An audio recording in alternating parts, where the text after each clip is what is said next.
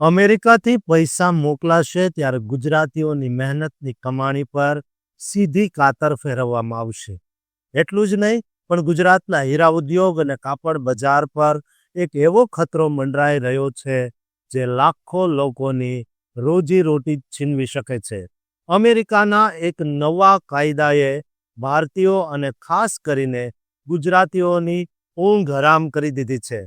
આખરે શું છે આ one big beautiful bill act, અને શા માટે સુરતના રત્ન કલાકારોથી લઈને અમેરિકામાં ભણતા વિદ્યાર્થીઓ સુધી દરેક વ્યક્તિ આજે ફફડાટમાં છે?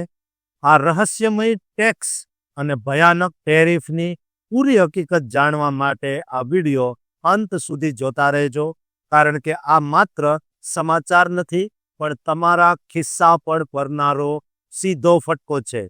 મિત્રો, અમેરિકાથી એક ખૂબ જ મોટા સમાચાર સામે આવ્યા છે, જેની સીધી અસર આપણા ગુજરાત અને ભારત પર થવાની છે.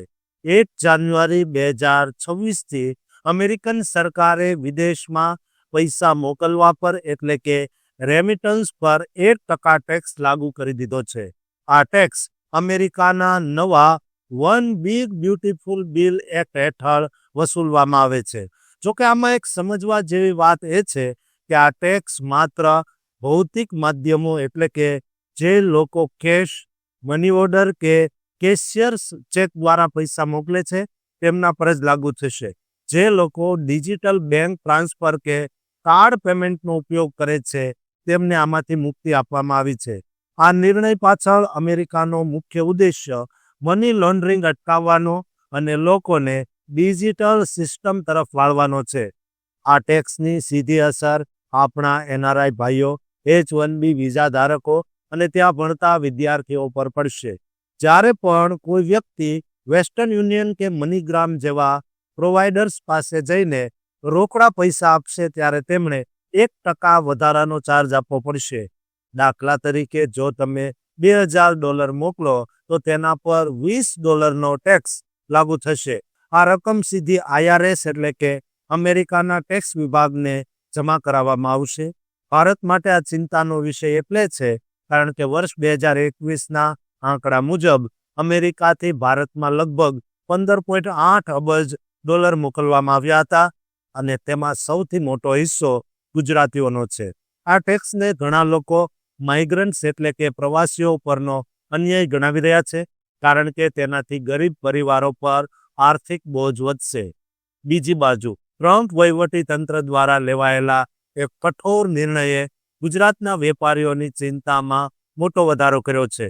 ઓગસ્ટ 2025થી જ અમેરિકાએ ભારતીય વસ્તુઓ પર 50% જેટલો જંગી ટેરિફ એટલે કે આયાત શુલ્ક લગાવી દીધા છે. આ નિર્ણય પાછળનું કારણ ભારત દ્વારા રશિયા પાસેથી કરવામાં આવતી તેલની આયાત હોવાનું મનાય છે.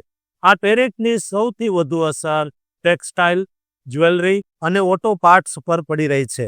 ખાસ કરીને આપણા સુરતના હીરા ઉદ્યોગની વાત કરીએ તો ત્યાંના 8 થી 10 લાખ કામદારોના જીવન પર જોખમ ઊભું થયું છે, કારણ કે ભારતની $10 અબજની જ્વેલરી નિકાસ એટલું અમેરિકા ખરીદે છે.